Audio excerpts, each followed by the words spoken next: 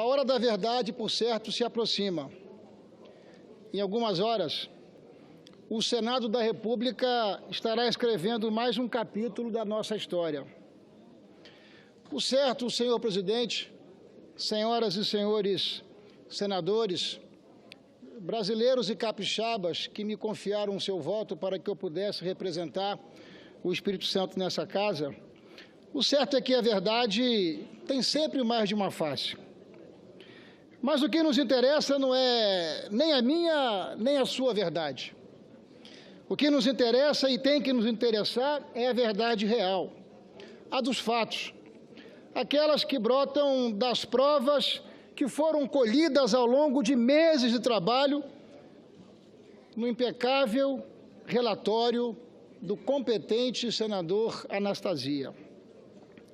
É a verdade que está além, muito além das naturais e legítimas paixões envolvidas em um processo como esse. Se há uma certeza possível de se extrair de todo esse processo, é a de que a nossa democracia se fortalecerá ainda mais, assim como as nossas instituições, com o uso do impeachment como remédio constitucional para afastar o mau governante que pratica o crime de responsabilidade. Não estamos aqui decidindo sobre a honestidade pessoal da presidente afastada, mas sim sobre a ocorrência dos crimes de responsabilidade a ela imputados e a sua capacidade de continuar a nos governar e, mais ainda, de nos liderar. O verdadeiro fungo que corrói a árvore da democracia é a ganância e a obsessão pelo poder que podem levar até mesmo pessoas ditas honestas a praticar delitos e se corromper. De certo, muitas lições precisam ser aprendidas por todos nós nesse dramático processo. Talvez a mais importante delas é de que em nossas vidas nada mesmo vale a pena a todo e qualquer custo para chegar a lugar algum.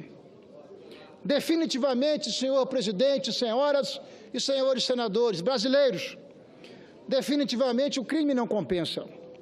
O afastamento de uma presidente da República por burlar as leis orçamentárias e fiscais é emblemático e precisa ter um desdobramento pedagógico no dia a dia da gestão pública brasileira.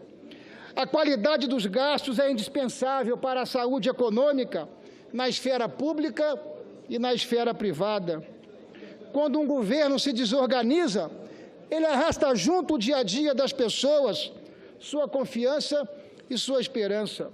Por isso, um dos legados que se espera desse processo é o fortalecimento da cultura do respeito ao dinheiro público do contribuinte e à disciplina fiscal. E o que vale para a presidente afastada, ou que estamos afastando, tem que valer para o conjunto dos gestores públicos brasileiros. Além desse legado, outras lições serão conhecidas de agora em diante. Para isso, é preciso fazer algumas perguntas adequadas. O processo de impeachment da presidente afastada instaurou a crise que todos reconhecem, ou será ele o seu desfecho natural? Ela surgiu do nada. Foi ele um elaborado ardil para apear a presidente do poder? Claro que não. A crise não decorre do impeachment, mas decorre do mau governo. Um governo que fraudou a realidade para não afetar a sua perpetuação e a sua continuidade. Foi a perspectiva de continuar no poder que fez esse governo tratar as leis como acessório. Foi essa motivação que seduziu e corrompeu a presidente e a levou onde se encontra. A presidente, o seu partido e os seus aliados não têm o direito de se apresentarem como vítima, até porque a vítima de todo esse processo é a população brasileira. Desde a sua primeira eleição, apostaram num sistema de alianças fundado na ausência de princípios e de valores. Na vida não existe céu ou inferno, não existe sorte ou azar. O que existem São as escolhas, cada qual com as suas consequências. Quem planta vento, colhe tempestade. Desse modo de fazer política, falseando a verdade, e dessas práticas delituosas decorrem os crimes imputados nesse processo de impeachment. E quais são, finalmente, os crimes atribuídos à presidente afastada?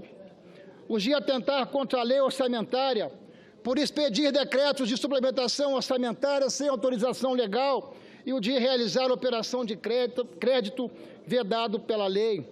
Atentou ainda contra a probidade administrativa, permitindo que o patrimônio público do governo e de nossas estatais, sobretudo a Petrobras, fosse dilapidado, o que também é crime de responsabilidade passível de impeachment.